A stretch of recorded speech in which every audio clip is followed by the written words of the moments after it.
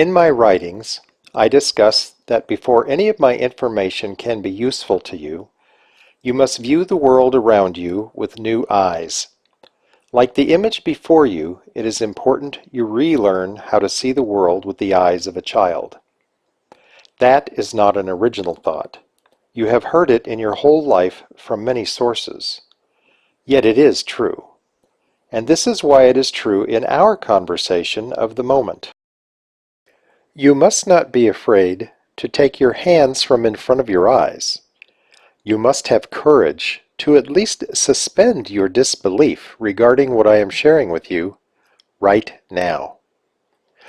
Whatever age you are right now, you have beliefs that are not your own. You have been programmed since birth to believe many things you have adopted as your own. In fact, many of your present beliefs were waiting for you even before you were born. And many of these beliefs were given to you as acts of love toward you, which makes it even harder to unlearn if they do not serve your life. How are we programmed? Through our life experiences, and our perspectives of those experiences filtered through the observation of things and people around us. It starts with your parents and those who assist in raising you, like grandparents, aunts, uncles, brothers and sisters, friendly neighbors. Their experience and family beliefs are given to you as how things must be. And because you trust and love your caregivers, you do believe. As you grow and have more life experiences, other influences add to your experiences, leading to beliefs. You know them as the taboos, the morals, the traditions, and the rules that always surround you. Those many behavioral rules are reinforced when you attend school. Teachers tell you what their administrators tell them to tell you. Governments at many levels tell the administrators what to tell the teachers to tell you. Various religious organizations tell you what is to be believed regarding many aspects of your life.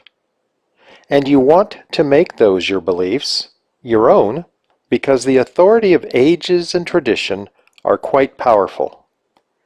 Grand structures emphasize the magnificence of the various belief systems.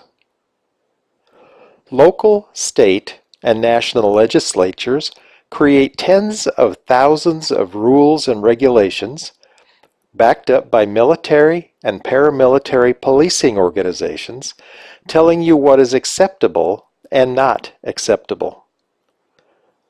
Knowledge you experience within the millions of written texts all use the power of the words to sway your beliefs and lead you to accept them as your own. Today, the power of technology through the internet make words even more powerful with imagery and sound delivered in many creative ways.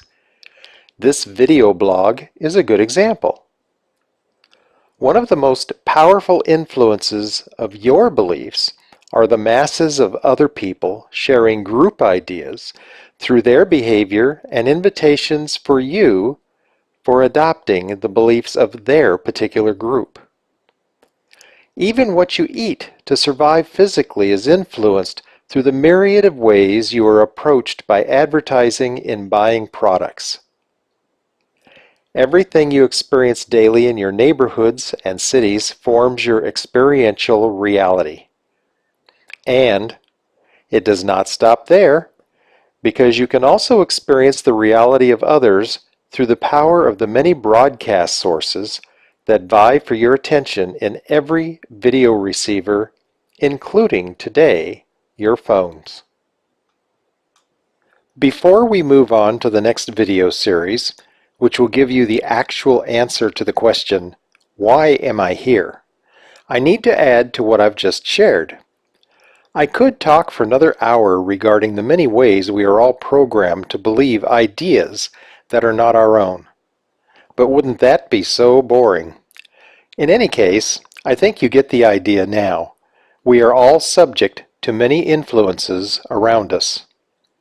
I have a term I use for the rest of my videos, which is the word priesthood. You are most familiar with this word as it relates to the many forms of religious organizations. While that is one small part of its meaning, I am using it in a much larger sense. Any group idea that has an influence over your choices in life are, in my definition, a kind of priesthood. And it is these very influences that control your life far beyond your self-made choices in life.